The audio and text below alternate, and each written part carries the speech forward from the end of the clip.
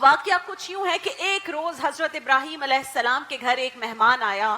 آپ نے اس کے سامنے کھانا رکھا, بہت محبت سے, شفقت سے. اس نے لقمہ توڑ کے منہ میں ڈال دیا. پہلا لقمہ منہ میں ڈالا تو حضرت ابراہیم علیہ السلام نے کہا کہ بسم اللہ تو پڑھ. یہ سن کر اس شخص نے کہا کہ میں تو اللہ کو مانتا ہی نہیں, تو میں بسم اللہ کیوں پڑھوں؟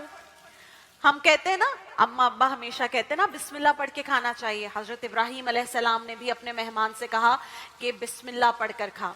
جب اس شخص نے کہا کہ میں تو نہیں مانتا اللہ کو, تو حضرت ابراہیم علیہ السلام نے کہا کہ ٹھیک ہے, پھر میں تجھے کھانا نہیں کھانے دوں گا. کھانا اس کے سامنے سے اٹھا لیا اور اس کے آگے سے کھانا اٹھایا اور فرمایا کہ اللہ کے منکر کو میں کھانا نہیں کھلاتا.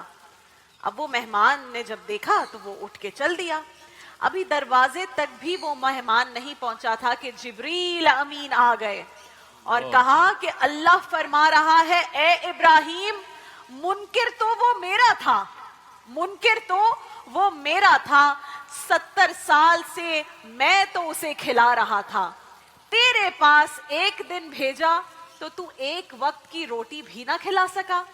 اسے واپس بلا, اسے کھانا کھلا. اللہ اکبر. ہم کیا سیکھتے ہیں بیٹا اس سے؟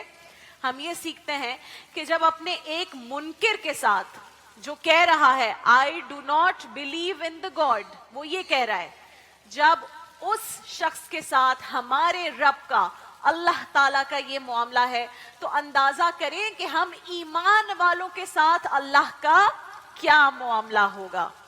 رمضان کا مہینہ ہو, رحمت کا عشرہ ہو, اہل ایمان روزے کی حالت میں اشکبار ہو کر جب اللہ کو پکار رہے ہوں, تو ان پر اللہ کی رحمتوں اور برکتوں کا نزول کیسا ہوگا آپ امیجن کرو.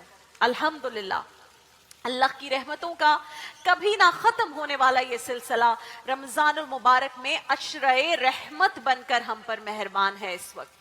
اور اس عشرہ رحمت کا جو سب سے بڑا سبق ہے وہ یہ ہے کہ اللہ کی رحمت سے کبھی مایوس نہیں ہونا چاہیے اور نہ کسی کو مایوس کرنا چاہیے.